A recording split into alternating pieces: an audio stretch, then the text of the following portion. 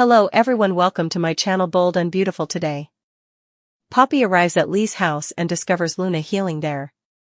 Rewrites Luna's past. When did Poppy turn into the bad guy? Penelope Poppy Nozawa, Luna Nozawa's mother, is portrayed as the antagonist in her past. All of a sudden, everyone is claiming that Poppy was a careless parent who gave Luna a violent upbringing. Luna got along well with her mother when she first moved to Los Angeles. She revealed their closeness to R.J. Forrester. Growing up, she said, it was just the two of them. Her father was unknown at the time and she yearned to know him. For a while, there were rumors that Bill Spencer was her father. Luna fabricated the results of their paternity test to prove that Bill was her father. But Poppy was aware of the reality.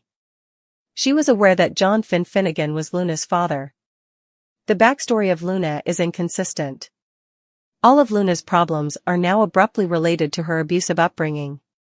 On Tuesday's broadcast, Lee Finnegan talked with Finn about Luna's early years, suggesting that Poppy used drugs, had a rotating cast of partners, and ignored Luna.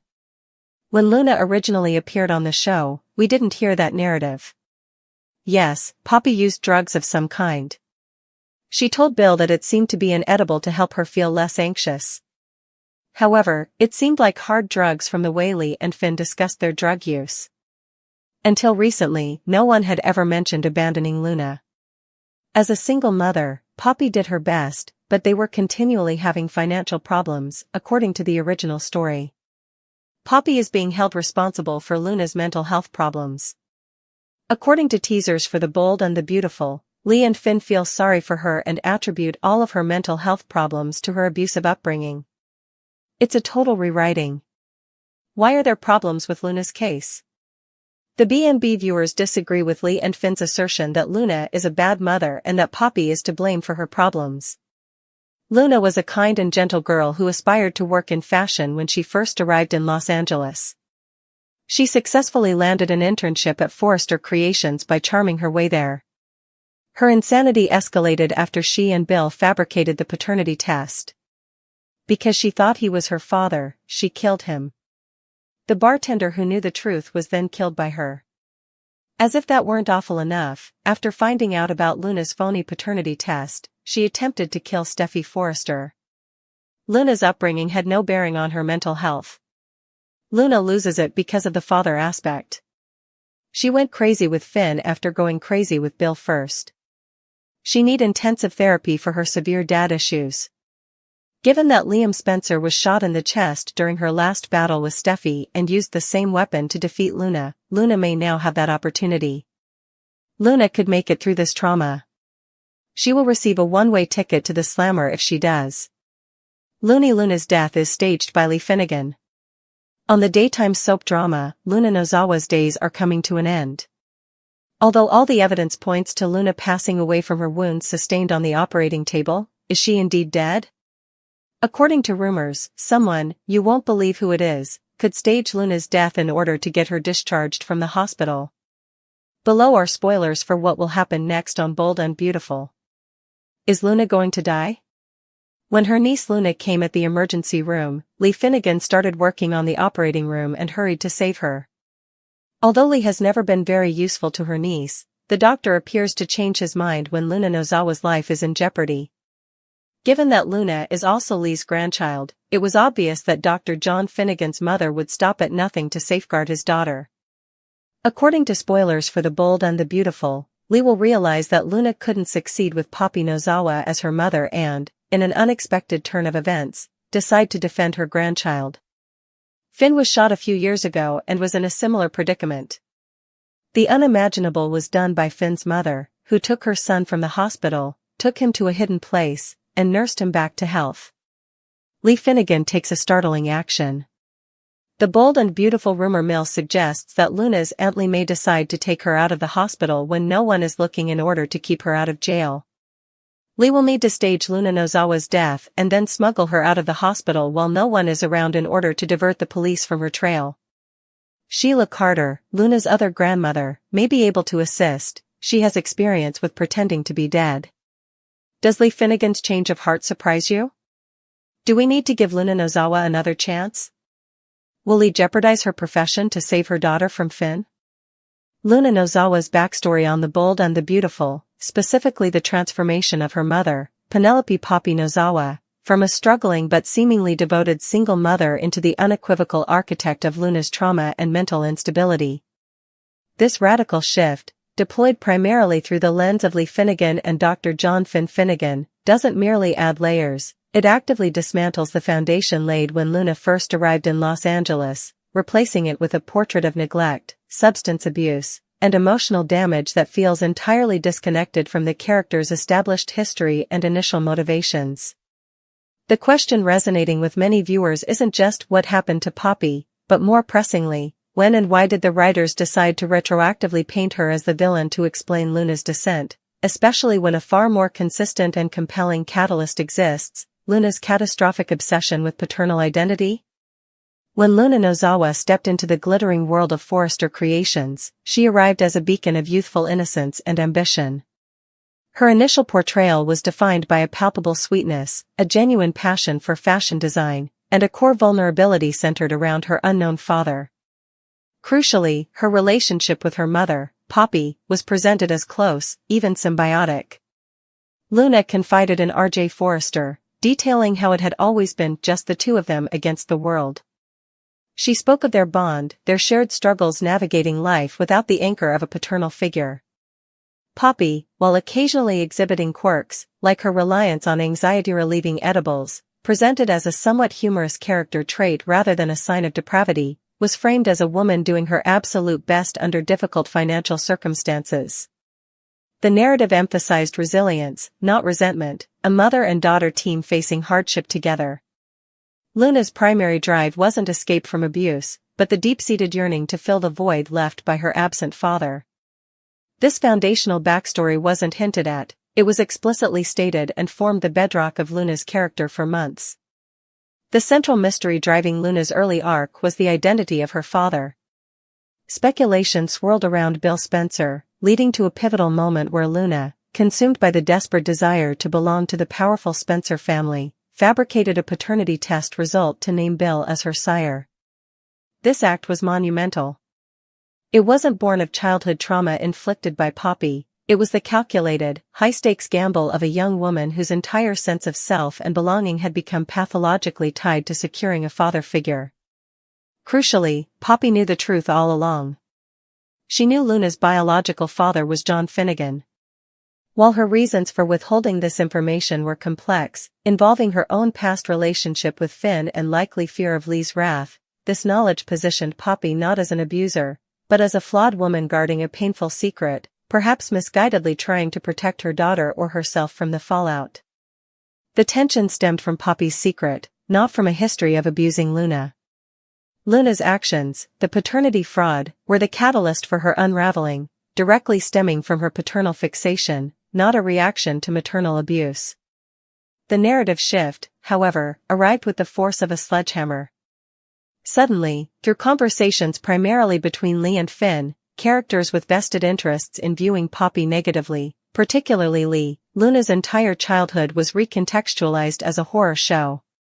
Lee explicitly painted a picture of Poppy operating a revolving door of men, implying an unstable and morally questionable environment. The occasional edible use for anxiety, previously presented as a minor character quirk, was now implicitly or explicitly escalated to suggest hard drug abuse, fundamentally altering Poppy's character from quirky to neglectful and irresponsible.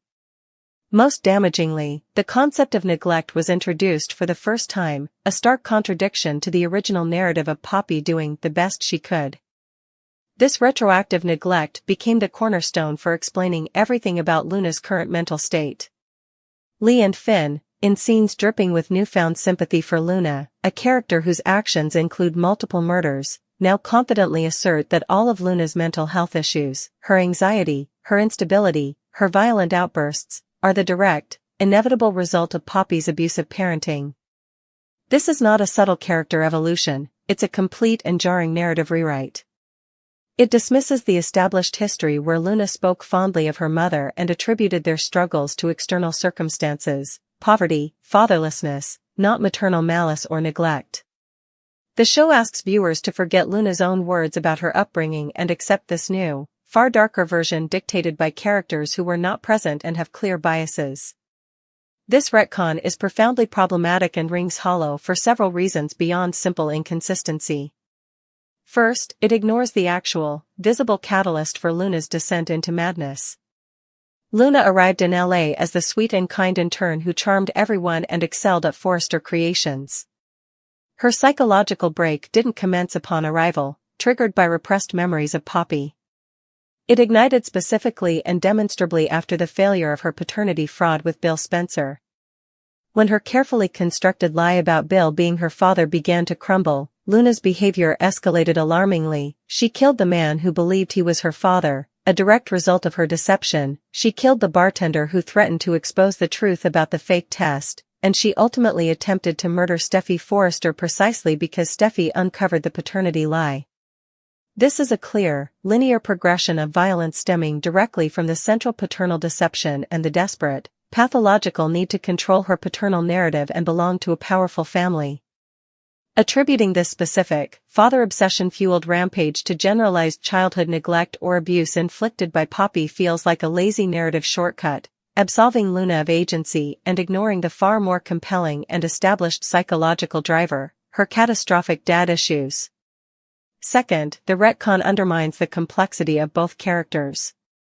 Poppy is reduced from a nuanced, secret-holding single mother with relatable struggles, financial insecurity, anxiety, protecting a child from a difficult truth, to a one-dimensional villain responsible for creating a monster.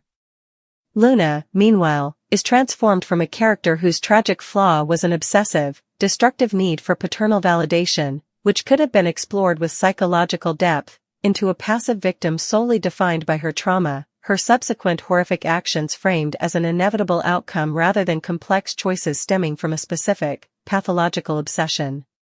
It diminishes her character's potential complexity. Third, the sources of this revised history are deeply suspect. Lee Finnegan has harbored an intense, often irrational hatred for Poppy for decades, stemming from her relationship with Finn. Her narrative is inherently biased, potentially manipulative, and designed to poison Finn against Poppy and exonerate Luna in his eyes, and the audience's. Finn, while more measured, is heavily influenced by Lee and his own shock at discovering a secret daughter whose life has imploded. Accepting their interpretation as objective truth, especially when it contradicts Luna's own past testimony and the show's initial presentation, requires significant suspension of disbelief. The truth of Luna's unraveling lies not in a retroactively manufactured abusive childhood, but in the volatile intersection of her profound paternal void, the opportunity presented by Bill Spencer's potential paternity, the catastrophic decision to forge that connection through lies, and the subsequent desperate, murderous attempts to preserve the crumbling facade. Luna's mental state has everything to do with fathers, the absence of one, the fraudulent acquisition of another, the shocking discovery of the real one, and the overwhelming fear of losing any claim to paternal legitimacy or belonging. She doesn't need Lee and Finn blaming Poppy, she needs intensive therapy focused on her pathological fixation on paternal identity and the consequences of her own actions. While childhood environment always plays a role, the show established a specific, powerful trigger for Luna's break, the paternal deception and its fallout, only to discard it in favor of a generic abusive mom trope that contradicts established canon. This rewrite feels less like organic character development and more like a narrative convenience, a way to generate sympathy for a character who committed heinous acts by shifting the blame entirely onto an off-screen villain, Poppy, and simplifying a complex psychological breakdown into a single, external cause. It sacrifices character integrity and narrative consistency for a shock value backstory that simply doesn't align with the Luna we first met or the clear sequence of events that led her to point a gun at Steffi. The villain in Luna's story isn't Poppy, it's the devastating, self-destructive obsession with finding and securing a father at any cost, an obsession that burned brightly from her first scene and ignited the fire that consumed her. The attempt to retcon Poppy into the primary villain is a disservice to both characters and the story originally told. Luna Nozawa, the vibrant young woman caught in the crossfire of the Forresters, Logans, and Spencer's relentless dramas, lies suspended between life and oblivion, her injuries inflicted by the desperate and misguided R.J. Forrester proving devastatingly severe. As monitors paint a grim picture with erratic lines and ominous beeps, the collective breath of Genoa City seems held, the narrative trajectory screams towards a tragic finale, a young life extinguished on the cold steel table. Yet, within this suffocating atmosphere of grief and inevitability, a seed of audacious possibility takes root, nurtured by desperation and a shocking, long-dormant flicker of familial devotion, the rumor, gaining terrifying plausibility, that Dr. Lee Finnegan, Luna's formidable aunt and the very surgeon fighting to save her, might not just be battling death, but orchestrating its ultimate illusion to grant Luna a future beyond prison walls and the suffocating legacy of her mother, Poppy Nozawa. This isn't merely a medical procedure, it's the potential genesis of a meticulously calculated fraud against fate itself, a desperate act born from Lee's sudden, profound reckoning with blood ties and the corrosive influence she perceives Poppy to wield, a reckoning powerful enough to make this paragon of medical ethics contemplate the unthinkable, faking her own niece's death to truly save her. Lee Finnegan's arrival in the ER was initially perceived through the lens of her established character, cold, efficient, judgmental, and possessing a barely concealed disdain for her brother's widow, Poppy, and by extension, Luna. Her motivation seemed clinical, perhaps tinged with a sense of duty to her son, Finn, Luna's biological father, but fundamentally detached. Yet, as the crisis deepened and Luna's fragile life hung by the thinnest of threads, something seismic shifted within the stoic doctor. Watching the monitors, performing the high-risk procedures, Lee wasn't just seeing a patient, she was confronting the undeniable reality of her granddaughter, Finn's daughter, teetering on the precipice. The years of dismissal, the skepticism about Luna's paternity now rendered irrelevant by DNA, the sheer weight of familial connection amplified by the immediacy of mortality, crashed over Lee. This wasn't just about Poppy's perceived failings anymore, it was about her bloodline, her son's child. The bold and the beautiful spoilers hinting at Lee recognizing Luna as a victim of Poppy's chaotic influence weren't just plot points, they were the psychological underpinnings of a profound, almost primal, transformation. Lee began to see Luna not as Poppy's flawed progeny, but as a young woman who never stood a chance, a granddaughter who needed her, not the erratic, pill-pushing Poppy, to step in and provide the fierce, unwavering protection only family, especially a Finnegan, could offer. This epiphany wasn't soft, it was steel forged in the fire of emergency, a resolve hardening with each passing, critical second. Crucially, this isn't Lee's first descent into morally ambiguous territory driven by maternal ferocity. The harrowing memory of Finn clinging to life after being shot by Sheila Carter is a ghost haunting this very scenario. Back then, faced with a hospital system she distrusted and the paralyzing fear of losing her son, Lee made the unconscionable choice, she kidnapped Finn from his hospital bed. She became a fugitive physician, utilizing her skills not within the sanctioned walls of a hospital, but in a clandestine location, becoming his sole healer, defying law, ethics, and reason to bring him back from the brink.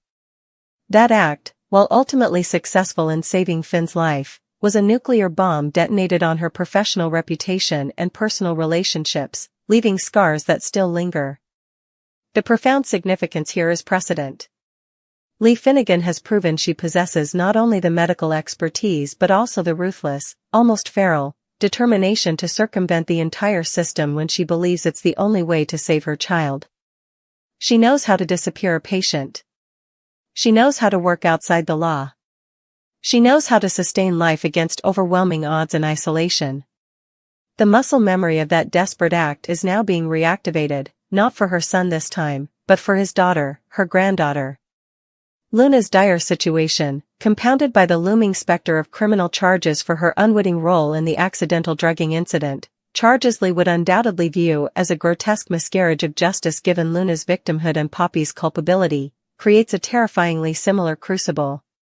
The parallel is stark and inescapable, just as she saw the hospital as a potential death sentence for Finn under Sheila's threat, she might now see it as the antechamber to a life destroyed for Luna, whether by biological death or the living death of incarceration. The unthinkable is no longer abstract, it's a proven, albeit dark, playbook Lee has run before. Thus, the shocking twist whispered through the bold and beautiful rumor mill takes on chilling plausibility. Lee Finnegan, leveraging her position, her knowledge, and her terrifyingly relevant past experience, could decide that Luna's only true salvation lies not in recovery within the system, but in vanishing from it entirely. The mechanics of such an audacious plan are fraught with peril but conceivable for someone of Lee's intellect and desperation. Faking Luna's death on the operating table becomes the essential, macabre first act.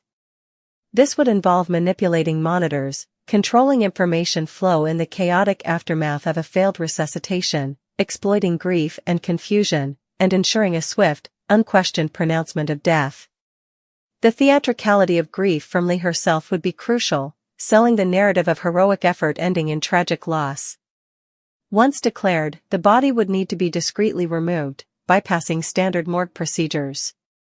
Lee's access, authority, and deep understanding of hospital protocols provide the unique opportunity to spirit Luna away during the vulnerable window between death and autopsy or family viewing. Perhaps a hidden exit, a waiting vehicle, a prearranged, secluded safe house equipped for medical care, locations Lee might know from her own past need for secrecy. The goal: get Luna stable enough to travel far from Los Angeles, far from the charges, far from Poppy's influence, and far from the prying eyes of the Forresters and Spencers. Lee, drawing on her previous experience nursing Finn back to health off-grid, would become Luna's sole physician and protector, aiming to rebuild her life under a new identity, free from the crushing burdens of her past. The sheer audacity of the plan is matched only by its profound risks and the devastating fallout it would unleash. Lee would be sacrificing everything, her hard-earned medical career, instantly obliterated by fraud and kidnapping charges far exceeding her past transgression, her freedom, becoming a fugitive with no safe return, and crucially, her relationship with Finn and Steffi. While driven by love for Finn's child, the act of faking Luna's death would inflict unimaginable, soul-crushing agony upon Finn himself. He would believe he lost a daughter he only just found, grieving a death that wasn't real, a trauma Lee would knowingly inflict. Steffi, already wary of Lee, would be shattered and enraged. The collateral damage would ripple through every relationship Lee has, with Jack, with Bill, with the hospital staff who trusted her. Furthermore, maintaining the deception indefinitely seems nearly impossible. Luna's recovery, her eventual need to interact with the world, the relentless nature of soap opera secrets, the truth would surface, likely with catastrophic consequences. And then there's the wild card, the darkly ironic twist suggested, Sheila Carter. Sheila, the master manipulator and survivor, expert in faking deaths and living underground, is also Luna's biological grandmother. The notion that Lee, who loathes Sheila with every fiber of her being, might be forced into an unholy alliance of convenience with her nemesis to pull off this scheme adds another layer of jaw-dropping complexity and danger. Could these two mortal enemies, united only by a shared, twisted form of grandmotherly devotion to Luna, temporarily set aside their venom to execute the perfect disappearance? The potential for betrayal within such an alliance is almost guaranteed, making it a ticking time bomb. Ultimately, Lee Finnegan's potential decision to fake Luna's death is a character-defining moment of terrifying magnitude. It transcends mere plot twist, it's a visceral exploration of how far maternal, and grandmaternal, instinct, warped by past trauma and a profound lack of faith in the system, can push even the most rigidly principled individual. It's about Lee choosing a path of radical, illegal intervention over perceived systemic failure, prioritizing Luna's chance at a future over her own stability, reputation, and even her bond with her beloved son. It forces viewers to confront uncomfortable questions. Does Luna, manipulated and victimized, deserve this radical second chance, even at such a horrific cost? Is Lee's sudden, fierce protectiveness genuine redemption for years of coldness, or merely another manifestation of her controlling nature and deep-seated vendetta against Poppy? And crucially, is Lee capable of bearing the immense, multifaceted burden of this deception, the lies to her son, the fugitive existence, the constant fear of exposure, all while keeping Luna alive and hidden? The operating room lights may be dimming on Luna Nozawa's current life, but if Lee Finnegan has her way, they won't signal an end, but the beginning of the most dangerous, desperate, and morally labyrinthine escape act Genoa City has ever witnessed. an act where saving a life requires first convincing the world it has been tragically lost. The scalpel in Lee's hand now holds not just surgical power, but the terrifying potential to rewrite destiny itself through a carefully orchestrated lie against death.